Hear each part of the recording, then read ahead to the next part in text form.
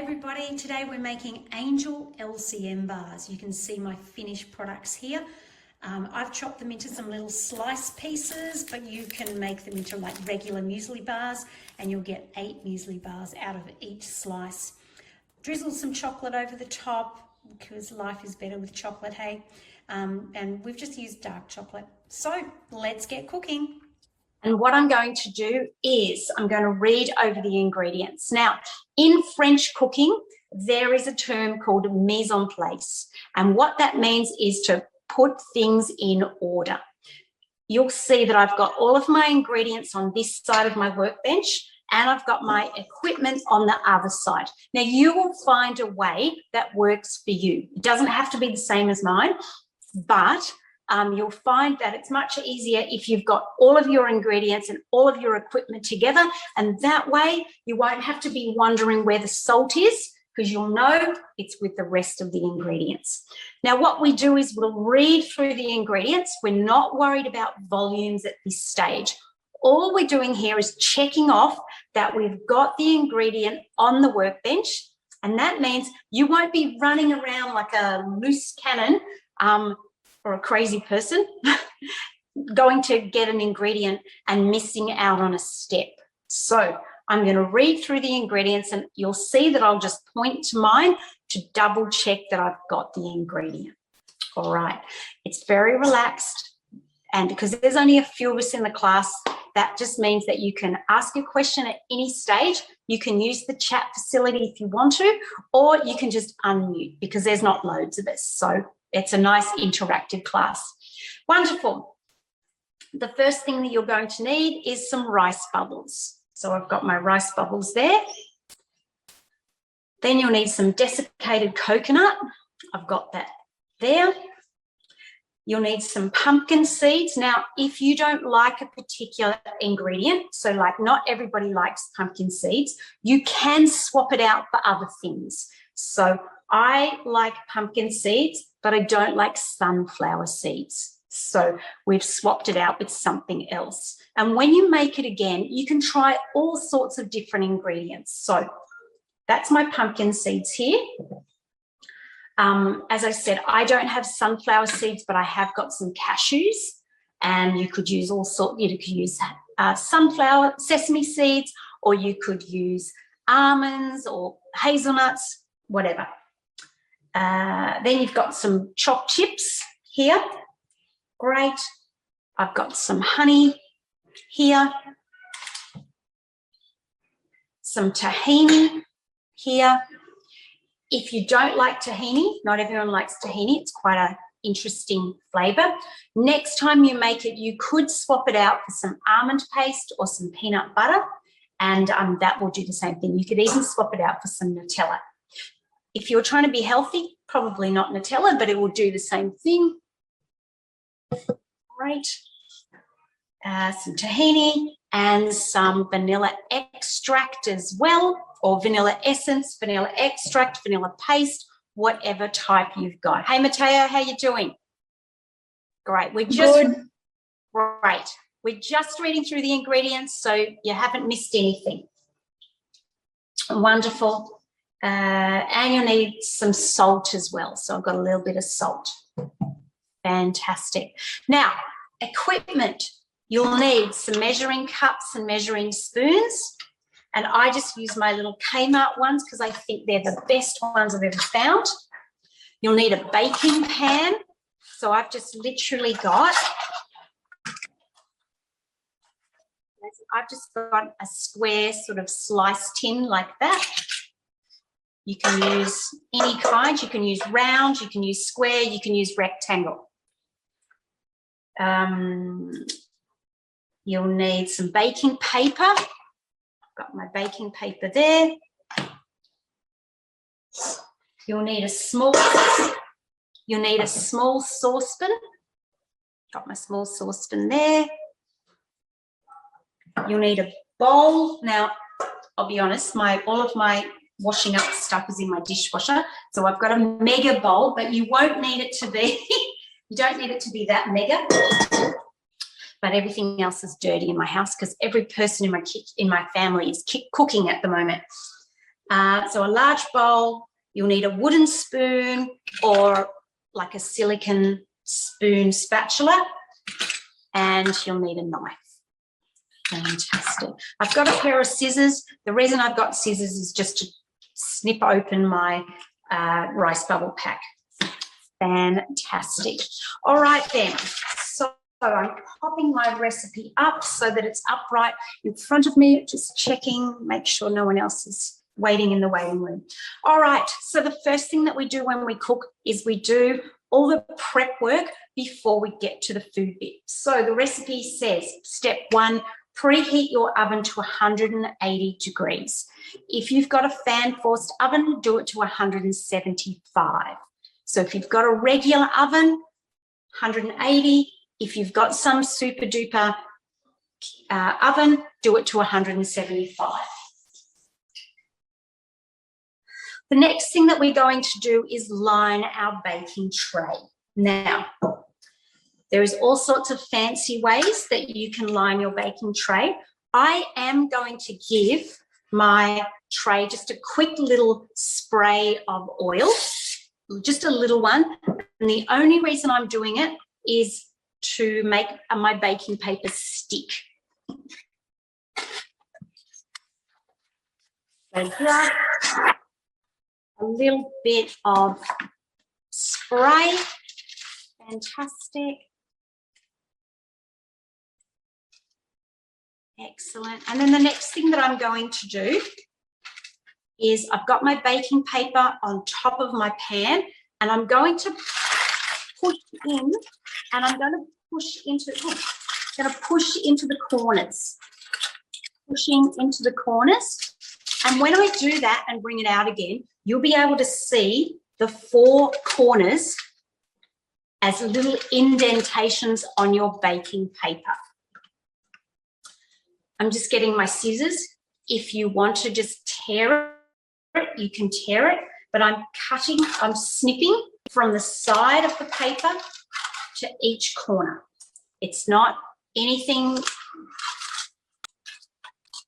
there's no fanciness here. If you want to be fancy, you can be very, you can create 2 little slits at each corner, but we're trying to keep it nice and simple.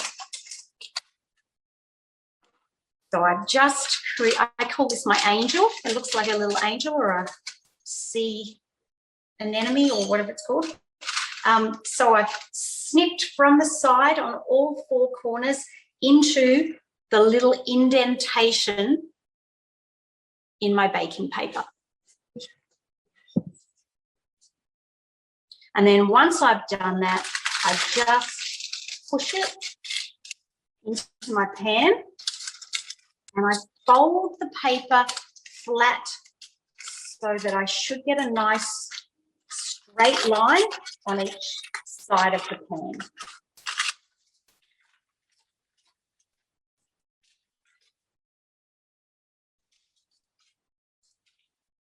So that it's sitting just nicely. And when our mixture goes into our baking paper, it's going to push the sides out and hold it nice and securely. So just take your time doing that. There's no rush at all.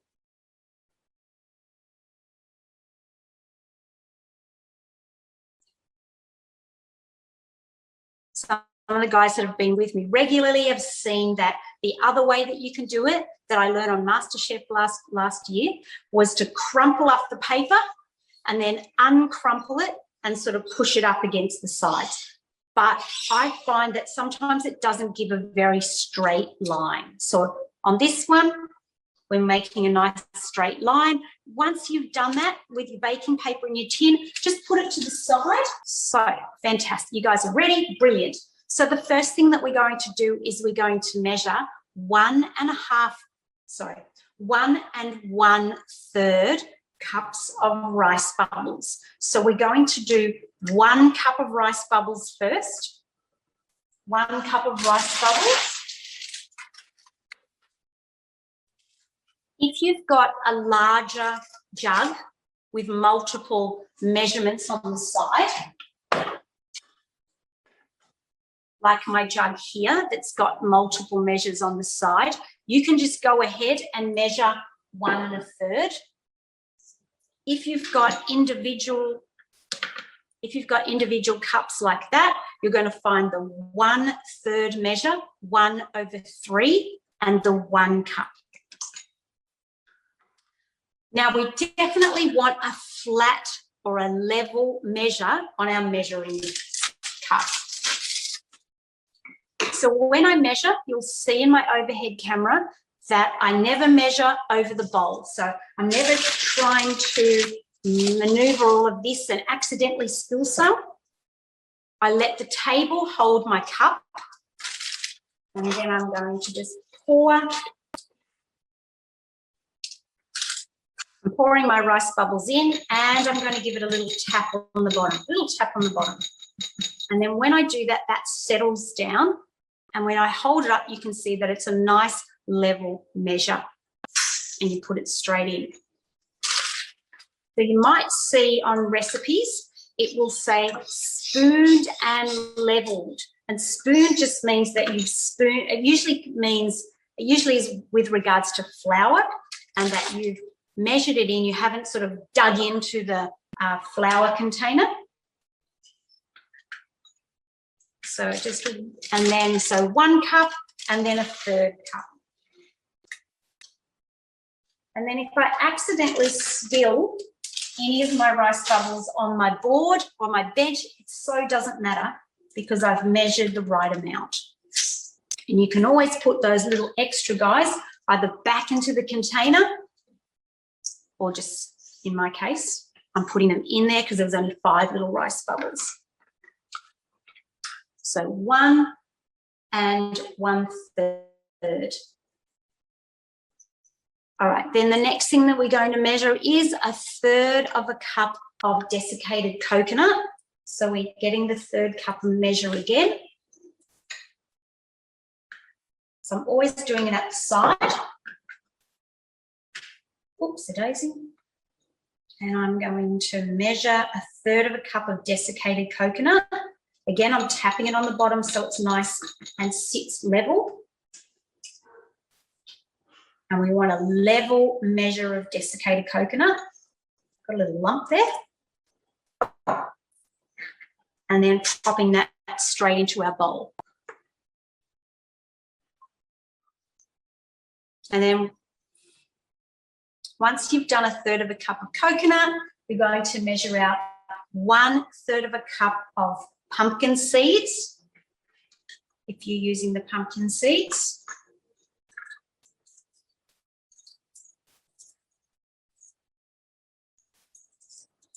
Again, nice and level.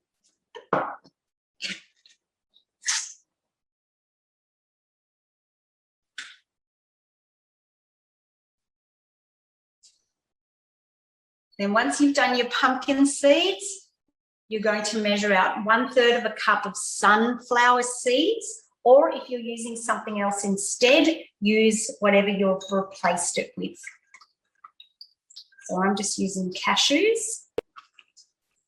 The good thing about this recipe is you can use all seeds, you can use things that you like, so, or your family likes.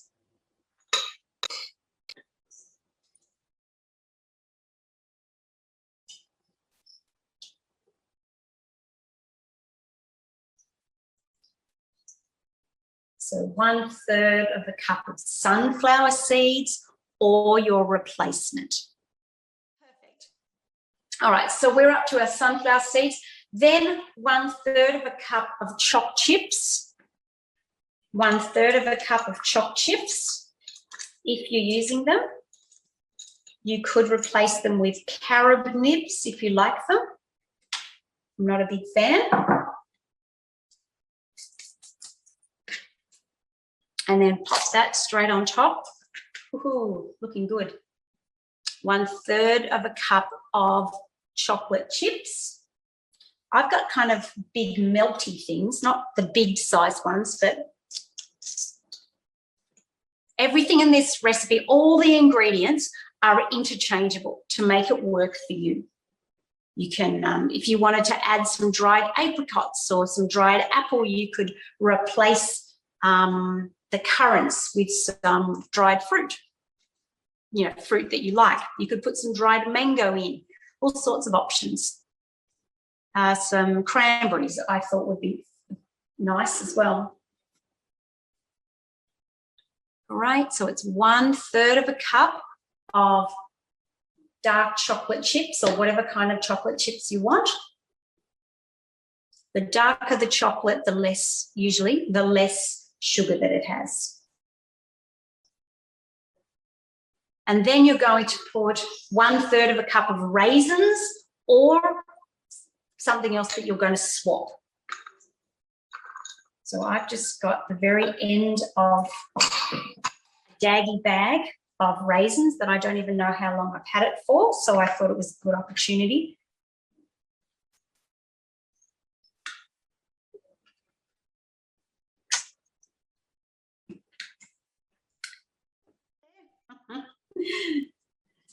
Right. So it's 1/3 of a cup of raisins and then 1/3 of a cup of currants or sultanas or cranberries or whatever else you've got. My sultanas are so dried out in their little bag that they are almost begging to be used. And then once you've added your last ingredients there, once you've done your raisins and currants or whatever you're doing, then I just want you to use your spatula and start mixing everything together.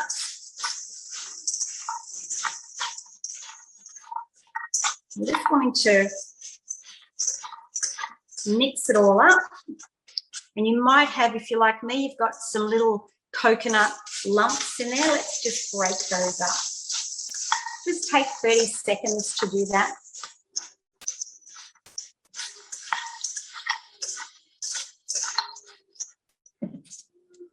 Beautiful.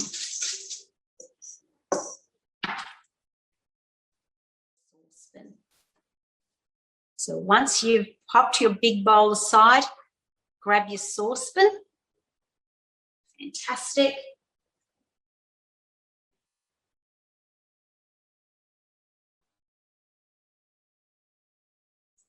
And then we're going to measure 1/3 of a cup of honey. The thing that, if you don't love honey, you can swap it for rice malt syrup. So rice malt syrup is another runny, sort of syrupy ingredient, very similar to honey, but it doesn't have that honey taste. So a lot of people use that instead of.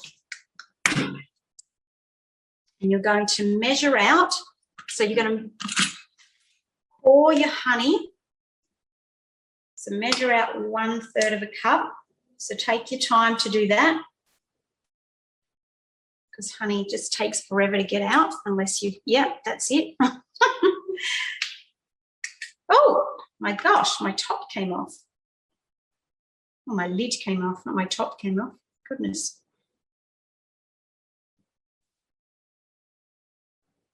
Oops, I've got honey everywhere.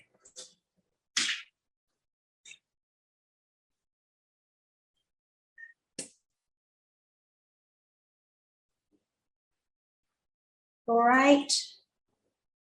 Once you've measured your honey out, and that's one of the reasons why I don't do it over the bowl, we're going to pour it straight into your saucepan, and you'll need to get all of that sticky honey out of your measuring cup by using a spatula.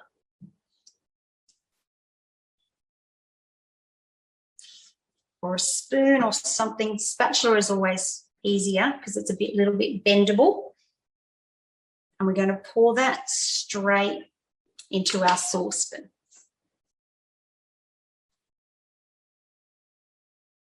And then once you have measured out your honey into the saucepan, we're going to pop it on the stove and heat it until it's really runny. So it probably won't take very long, maybe 2 minutes at the max. Just put it onto a medium heat, and then you're going to turn it down to a low heat. We don't want our honey to boil. We just want it to get nice and runny. So I'm going to pop mine on while you guys do that. You don't need to move your device at all because this won't take long. It's probably just 2 minutes. We're going to measure. Sorry, we're not going to measure. We're going to heat our honey on a medium heat, but watch your heat. You probably need to turn it down a little bit. We don't want our honey to boil. We just want it to go nice and runny. And when you come back, and I'm not rushing this bit, but I know some of you are already finished, you're going to put in half a cup of tahini. Half a cup of tahini. If your tahini has separated, try to get a little bit of the liquid and a little bit of the solid bit. Tahini tends to settle. Half a cup. So just be really careful of your saucepan because it's warm or hot.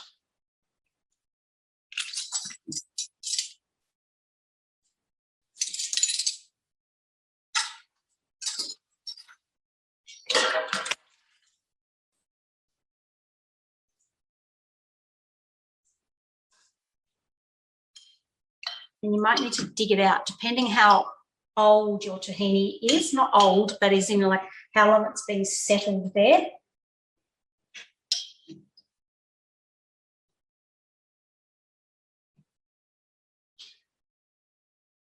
Great. It's a little bit tricky to get out. Sometimes it's beautiful and smooth, and other times it is not. Great.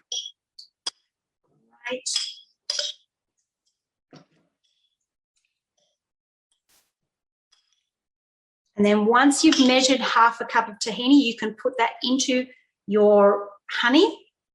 I'm just getting mine out.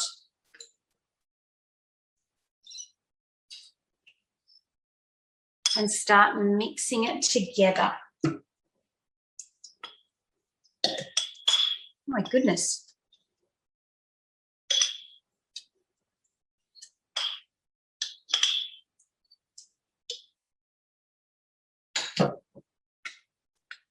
So I'm putting my tahini into my saucepan.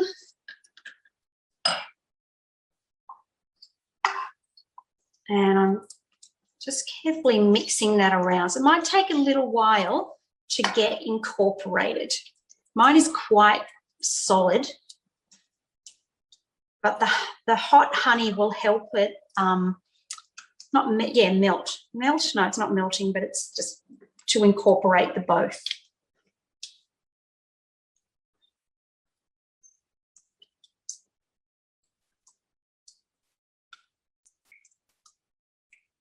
I'm using the back of my spoon to break to press down on my tahini.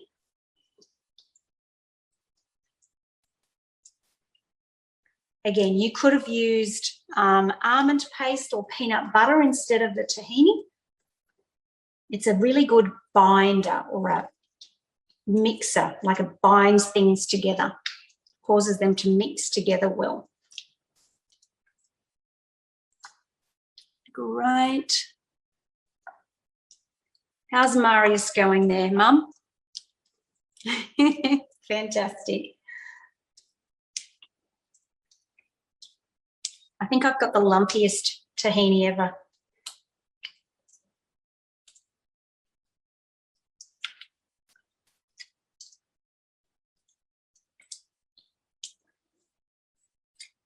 It's worth taking the time to do this so that your mixture is nice and smooth. Otherwise, you'll get a big lump of tahini in your LCM bars.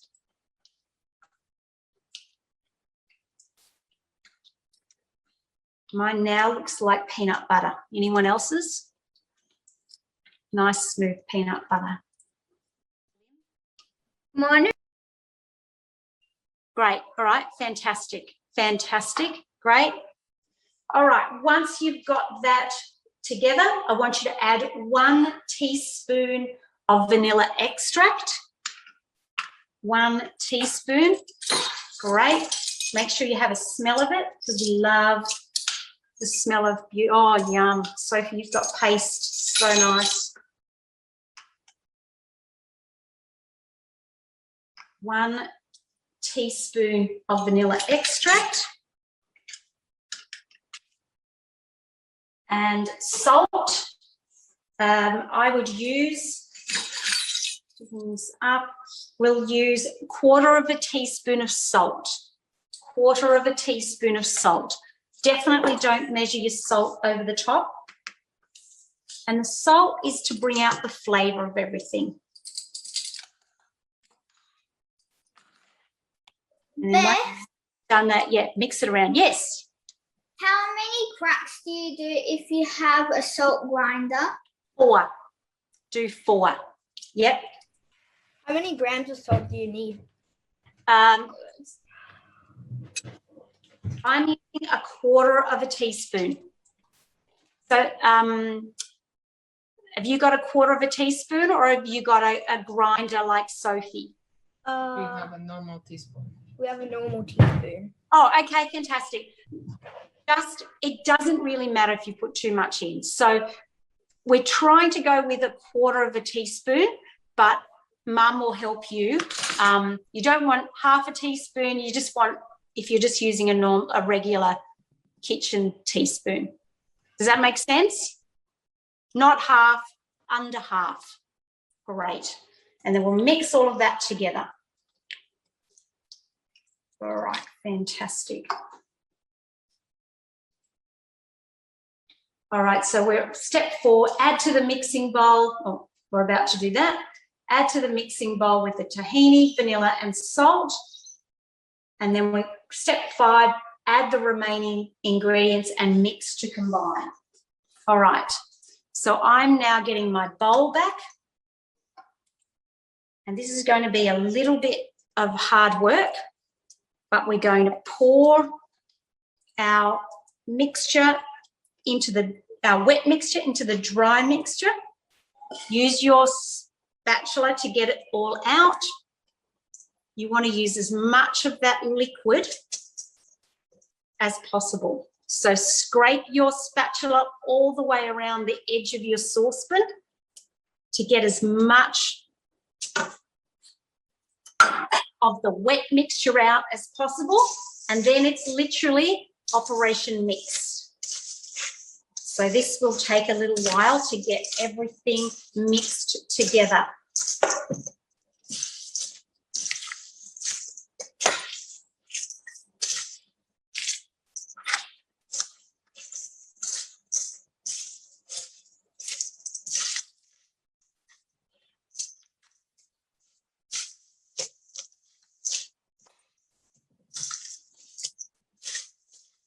So I'm putting my spatula I'm squashing it, breaking up the pieces, and after a while they'll come together in a nice ball, but keep breaking up your pieces so that it picks up all of the ingredients. Take your time to do it.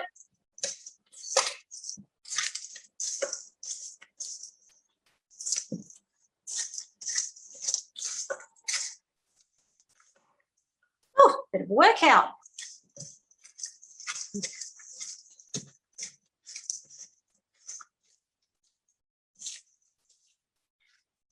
I've just wet my hand, and I'm using my hand to push the mixture together.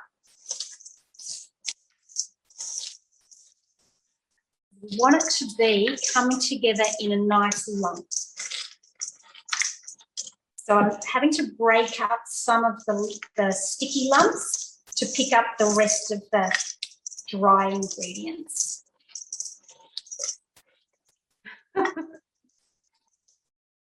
Right. When it's together in a lump, you can then put it straight into your container. And don't worry, just put all of the bits, even if there's some loose bits, into your tin. Pour it into the tin. Now I'm going to start by using my spatula. But the recipe says use slightly damp hands to press the mixture firmly into the prepared tin.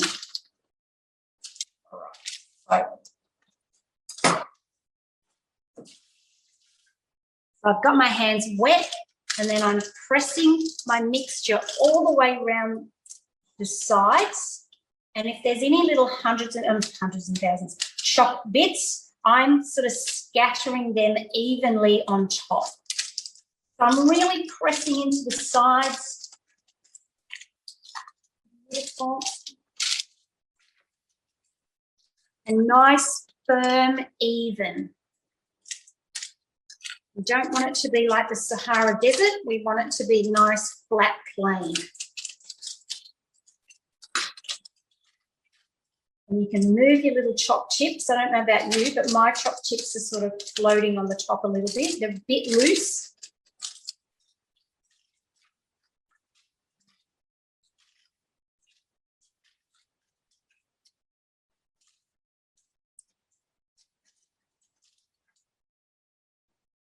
Right. Oh, so yummy. Right. Now, you can pop it into the oven when you're done the recipe says 10 to 12 minutes. So you'll know that I will always, you put the timer on for 10 minutes, look at it after 10 minutes, and if it's baking too dark, well, obviously you're going to pull it out. But if it looks like, oh, yeah, it could go another 2 minutes, then that's fine and dandy. You leave it for the 12 minutes. So I'm going to pop mine into the oven. Fantastic. Oh, look at you. Excellent. Love it. Great. Now, the recipe says, we always love the recipe. The recipe says bake for 10 to 12 minutes until golden. Then it says remove from the oven and leave in the tin to cool. Leave in the tin to cool.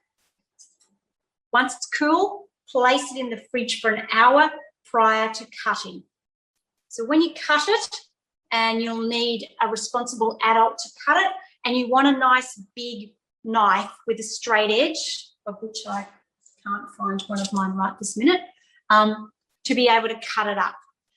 My suggestion is if you want to be a bit fancy, you could melt some more of your chopped chips, and just with a metal spoon, you could drizzle the top of your LCM bars with some drizzles of chocolate before you put it into the fridge. So if you want to do that, and Liam, I love it. So you won't need a lot because you're not covering the whole base. So you probably need maybe a quarter of a cup of chopped chips, quarter of a cup of chopped chips, and then pop them in the microwave, do 20 seconds, give them a stir around, and then if they need more, do another 20 seconds.